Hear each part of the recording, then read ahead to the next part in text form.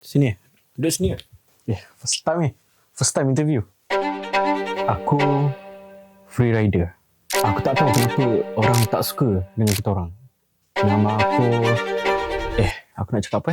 Bukan kau buat skrip ke? Tahu lah. Apa hal aku pula? Tak. Sekarang ni siapa buat skrip? Aku sebenarnya nak buat. Nak buat cuma... Yelah, student. Tak ada masa. Nak study, nak tidur, nak makan. Tiba-tiba diorang suruh aku buat assignment. Time tu aku punya sayur beranak. Aku nak jawab apa? Aku tak boleh nak buat apa. Bro, tak boleh. Korang kena respect masa aku juga. Tolong faham kita orang. Aku tak pernah susah ke orang.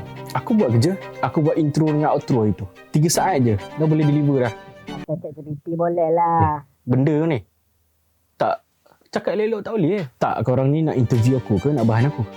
Tak boleh respect Respect sikit tak boleh. Pesanan aku, tolonglah hargai free rider. Tak adalah sebab... Sekejap. Sama. Hello. Sekejap. Habis ni aku siapkan. Aku tengah interview ni. Ada interview.